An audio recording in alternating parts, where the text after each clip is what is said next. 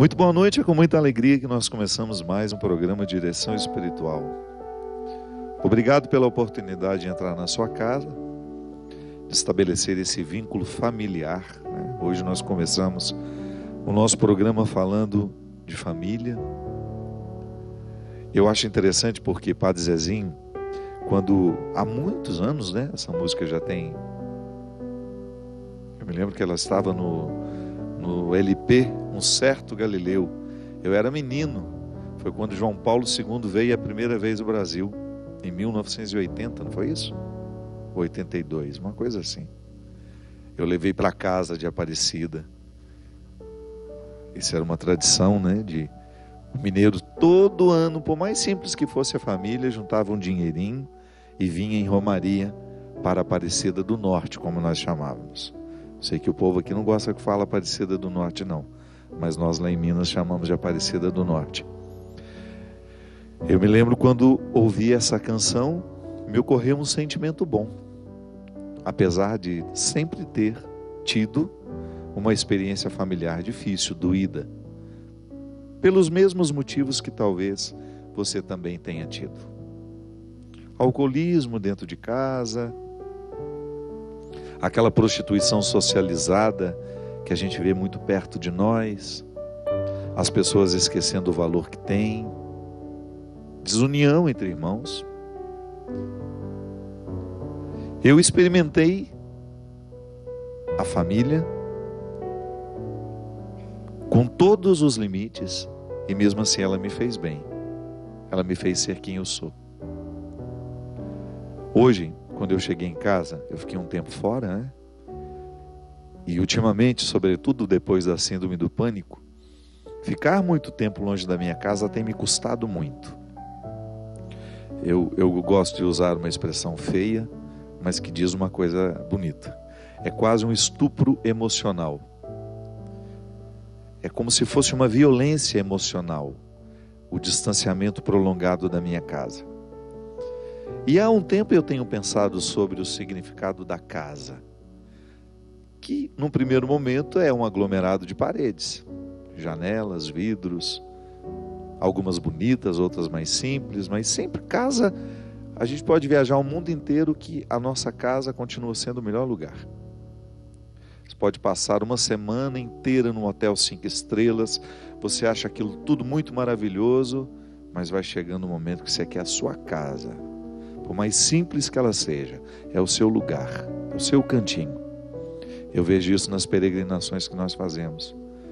Passamos por lugares maravilhosos, mas no fundo, no finalzinho, está todo mundo louco pela casa. Por quê?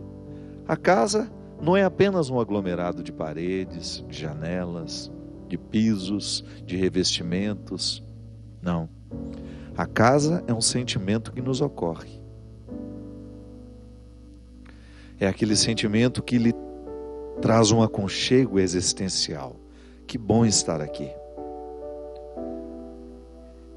E o que traz esse aconchego existencial é o significado que essas paredes ganharam com o tempo. As pessoas que moram ali, o que essas pessoas significam na sua vida, o que você já viveu dentro daquelas paredes. Então, quando eu me recordo que quando eu ouvi essa música, é claro, eu não tinha o discernimento que hoje eu tenho de lar, mas eu sabia naquela época que aquela música me despertava justamente isso que eu estou dizendo para vocês hoje, um conforto existencial. Era bom ser quem eu era, morar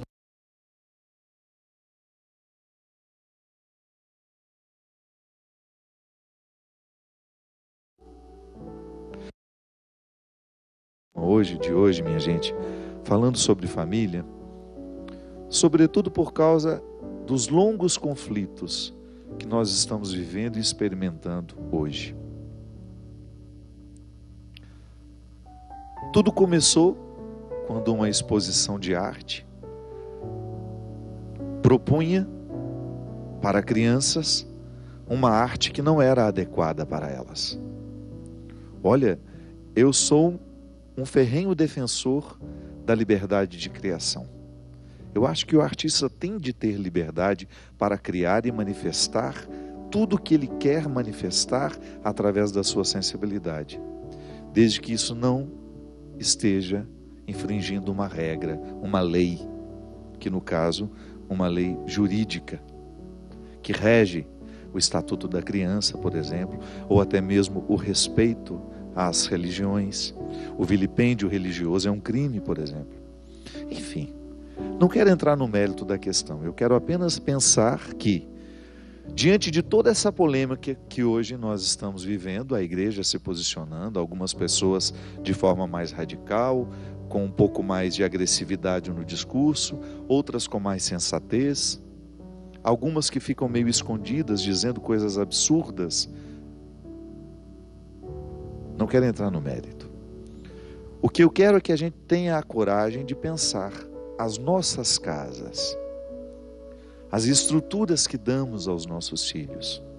Porque eu pessoalmente não quero participar da hipocrisia. Eu pessoalmente não quero comungar da hipocrisia. Do levantar uma bandeira sem que eu esteja preocupado e atencioso com a estrutura de mundo que eu crio e que está ali sob a minha responsabilidade. Eu digo isso porque um lar cristão católico, pelo nome, pela nomenclatura, também pode ser proibido para uma criança. Depende do que se vive ali dentro. É muito fácil a gente se levantar e, com um discurso moralista, apontar todos os defeitos do mundo. Não estou dizendo que a gente não tenha que se manifestar. O que eu estou dizendo é que o primeiro passo a ser feito é analisar a estrutura que nós damos aos nossos filhos. Hoje, até houve uma decisão inteligente de colocar faixa etária, por exemplo, essa exposição de arte não é recomendada a pessoas, acho que até 18 é exagero, um menino de 16 anos já dirige, já tem título de eleitor, já vota, não sei, essa questão da maioridade, né, que depois vai incutir também nas leis, não sei, mas digamos que está lá, não é recomendado para quem é menor de 18 anos, isso é fundamental. O cinema é assim. Quando você vai ligar a televisão, faz parte da lei, é obrigatório dizer a indicação daquela programação para que você tenha o direito de exercer autoridade sobre seu filho. Você é pai, você é mãe, você é tutor, você é tutora. É sua responsabilidade zelar por aquele que ainda não tem condições de decidir sozinho. O Estado deve zelar pelas questões maiores? Deve. Mas não se engane. A lei que o seu filho vai prestar atenção é aquela que você vai escrever no coração dele desde pequeno. Mesmo porque se depois o Estado permitir, o seu filho saberá, por um valor que lhe foi ensinado, que não é para ele. É igual a questão do aborto. É claro que nós vamos lutar sempre pelo direito à vida. Agora, se por acaso passar, se por acaso for aprovado que toda mulher tem o direito de ir ali no posto de saúde fazer um aborto porque está grávida e não quer ter o filho, isso muda alguma coisa para nós cristãos? Absolutamente nada. Porque a lei que nós seguimos é outra. Volto a dizer, temos sim como igreja a obrigação de lutar para que um absurdo desse não aconteça. Temos o direito de opinar, da mesma forma como temos de ouvir os que pensam diferente de nós e conviver, porque nós não vamos nos matar porque temos opiniões diferentes. Fica contraditório para nós querer matar o outro porque pensa diferente quando nós estamos lutando pelo direito à vida. A lei que de fato vai orientar os nossos filhos é aquela que nós vamos escrevendo aos poucos mediante o nosso trabalho de educadores. Essa semana nós comemoramos o Dia do Professor. O meu abraço carinhoso a todos estes homens e mulheres resistentes que trabalham com um salário vergonhoso, de maneira muito especial, da rede pública de ensino. Uma carga horária pesada, sem remuneração, sem condições de fazer uma reciclagem para poder continuar dando a si mesmo alegria. Sim, porque quem não se recicla, aos poucos vai perdendo o prazer de fazer o que faz. Estudar é uma dinâmica de todo professor, e nem sempre o professor pode, porque ele não tem dinheiro para isso, ele não tem tempo para isso.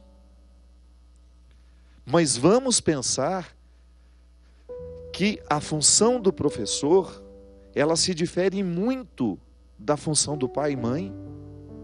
Nós não podemos jogar nas costas dos nossos professores a responsabilidade de educar os nossos filhos em valores que competem a nós.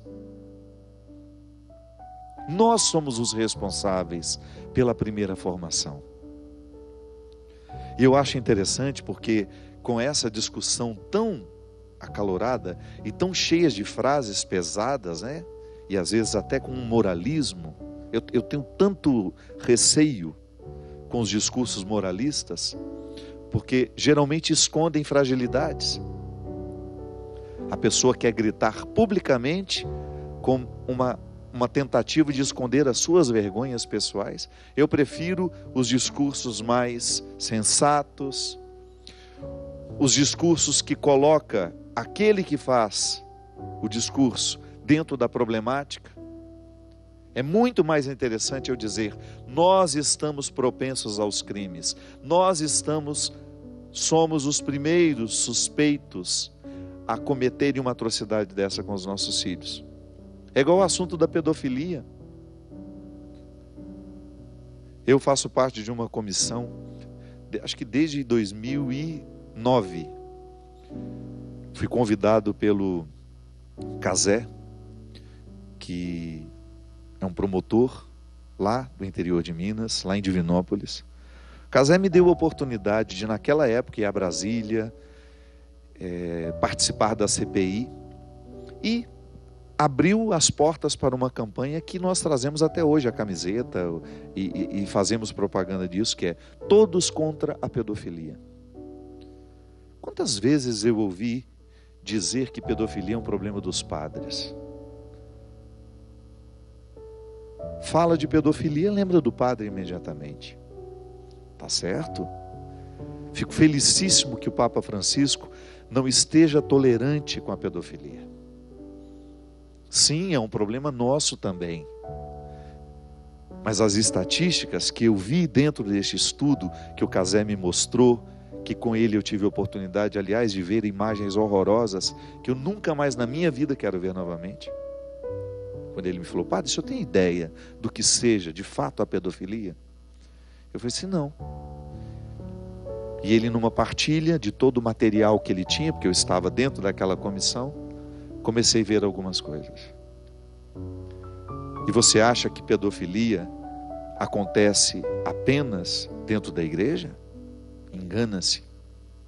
O maior número acontece dentro das nossas casas. Nossos filhos, nossas crianças são abusadas sexualmente por pessoas próximas a elas. Pais, padrastos, mães, irmãos, tios, primos, vizinhos. Estes são os primeiros. Então, o gesto mais responsável que nós podemos ter diante deste mundo tão conturbado, tão abalado em sua escala de valores, não é a gente ficar violento por aí, não. A violência que transforma o mundo é a que Mahatma Gandhi propôs, é a que Jesus propôs também quando mandou Pedro guardar a espada que estava querendo cortar. Não estava querendo cortar, ele cortou a orelha do Malcolm, o soldado. Não, a violência, o ato de violência que pode transformar o mundo é aquele que modifica as nossas atitudes. É aquele que faz a macro-responsabilidade tornar-se micro. Ah, eu tenho uma grande responsabilidade. Tá bom, mas qual é a parte que me cabe? Todos contra a pedofilia. Ah, bonito demais. Todos, eu posso me esconder no todos. Mas eu tenho de ser um vigilante da vida do meu filho. Sim, gente, não dá para ser pai e mãe sem exercer o estado de vigilância. Hoje o seu filho tem um smartphone nas mãos desde os 3, 4 anos. Ele tem acesso à internet. Eu sou muito amigo de um policial federal. E ele, veja bem, gente, um homem que investiga, era uma das maiores autoridades no aeroporto de Guarulhos. E um dia ele me ligou chorando: padre, descobri que meu filho está sendo vítima de pedofilia. Mas como assim? Pois é. Eu que sou tão esperto, eu que sou tão atento a tudo que acontece no aeroporto de Guarulhos, naquela estrutura criminosa, né? Porque ali acontecem muitos crimes dentro do aeroporto de Guarulhos: tráfico de drogas, tráfico de pessoas, roubo de malas, uma série de coisas que a Polícia Federal, que aliás tem o nosso profundo respeito nos últimos anos, né? Nós estamos orgulhosos da nossa Polícia Federal. Ele me contou: pois é, padre, vigiei o aeroporto de Guarulhos e esqueci de vigiar a minha casa. O menino dele estava mantendo contato, que no primeiro momento parecia um amigo mais velho, e foram conversando, e esse outro, que estava do lado de lá, começou a conseguir fotografias do menino nu, imagens. E aí você sabe o estrago que isso faz numa família. Eu tenho muito próximo a mim situações que eu vi de perto, que eu acompanhei. Lá agora, quando fomos conhecer a estrutura da Tia Socorro, meninas de 10 anos, grávidas de seus pais, meninas de 11, 12 anos, que foram iniciadas sexualmente pelos tios, pelos irmãos. Já falei aqui. Então, nós também precisamos fazer meia-culpa e pensar que às vezes a estrutura familiar que nós oferecemos aos nossos filhos também deveria ser proibida para menores de 18 anos. Os nossos filhos, eles estão se acostumando com os nossos vícios. Sim, eu acho, pode me chamar de retrógrado, eu acho um desrespeito beber diante de um filho, fumar na presença de uma criança. Ah, padre, mas então como é que nós vamos fazer? Pois é, a gente quer ter filhos saudáveis, mas nós não queremos curar os nossos comportamentos doentios. E nós não podemos nos esquecer que este mundo, este filho que nós estamos entregando ao mundo, é o nosso principal trabalho. De nada adianta você gestar uma empresa maravilhosa se você não gesta bem pessoas. O mundo está o caos que está, é porque as pessoas estão cada vez mais deseducadas, crescendo distante de valores que possam de fato fazer diferença na vida delas, dar sustento para a existência, minha gente. Sim, nós criamos estruturas viciosas dentro da nossa casa, os nossos filhos participam disso, e depois um dia nós vamos querer ter autoridade de dizer que ele não deve fazer isso. Veja a erotização das crianças, que também é um assunto que está em moda. Todo mundo falando sobre isso. Aqui no programa de direção espiritual, há mais de 10 anos nós falamos disso. De quão é nocivo expor uma criança a um conteúdo para o qual ela ainda não está madura. Quantas vezes você vê circulando pela internet vídeos de crianças vestidas como se fossem adultas, dançando com a inocência que é própria dela, que ela não sabe que ela está sendo erotizada. Quem está erotizando é quem vestiu daquele jeito, quem colocou aquela música com aquele conteúdo que é puramente sexual para uma criança que ainda não tem maturidade de fazer o filtro. Então, volto a dizer, antes da gente fazer a crítica do mundo, vamos fazer a crítica das nossas casas. Qual é a música que a gente põe para as nossas crianças ouvir? Se nós estamos permitindo o lúdico, se nós estamos promovendo o lúdico para as nossas crianças, se nós estamos trazendo para a estrutura delas o lúdico, aquele desenho animado que educa, sabe? Sim, se você procurar na televisão, tem coisa muito boa, preparada especialmente para o desenvolvimento moral, sexual, afetivo, ético da criança. Sim, se você quiser, você cria uma estrutura de proteção, porque você não tem como proteger a criança das influências que ela vai receber na hora que ela sai de casa.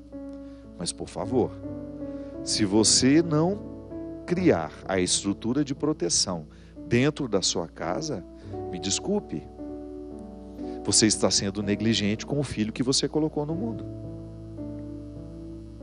E todos nós, minha gente, isso não é uma responsabilidade só de pai e mãe, não. Eu recebi tantas influências boas dos meus irmãos. Todo mundo que está dentro de casa ajuda a educar. E volto a dizer, a função da professora vai ser outra, vai ser trazer conhecimento. E infelizmente os nossos professores encontram os nossos filhos com tantos déficits, com tanto prejuízo, que às vezes ao invés de ensinar matemática, ele tem que ensinar bons costumes. Os nossos filhos chegam dentro da escola com um prejuízo tão grande, que em vez de ensinar a língua portuguesa, a professora tem que passar horas e horas ensinando regras de higiene, ou então de caráter. Aí o fardo fica todo em cima dos professores. Sim, nós vimos agora há pouco tempo algumas histórias de alunos que agrediram professores. O que acontece?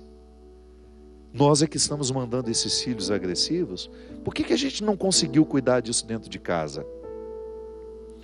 Porque a gente quer tratar pessoas da mesma forma como nós tratamos os nossos eletrodomésticos, fazendo uma manutenção de vez em quando. Não, uma pessoa não é um eletrodoméstico. Uma pessoa requer demandas diárias. Se você coloca um filho no mundo, prepare-se para ter demandas diárias de atenção, de afeto, de palavras. A palavra é que vai fazer com que aquela criança compreenda o mundo. Isso é difícil, mas então não tenha. Você não é obrigado a ter filho. Não existe uma lei mandando a gente ter filhos. Aliás, tem gente demais no mundo.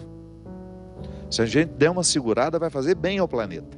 O planeta está gritando, apavorado do tanto de gente, que já não há mais recursos para tanta gente.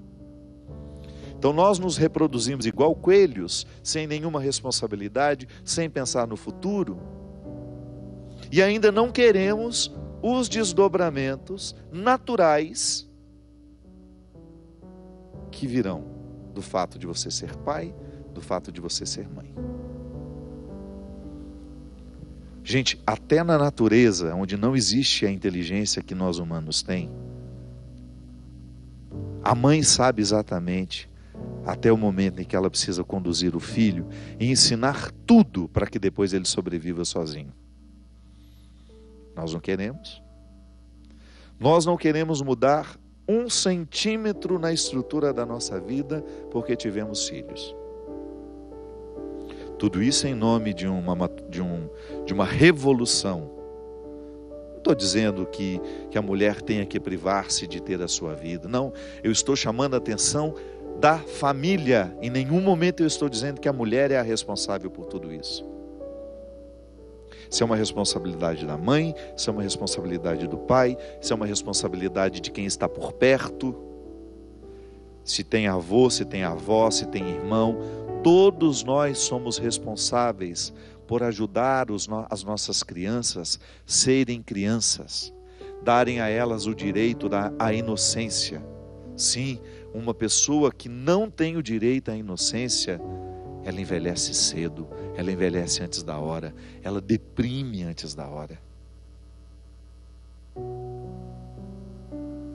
Então a gente pensar a família é a gente começar a cuidar do sentimento que nos ocorre quando a gente chega em casa.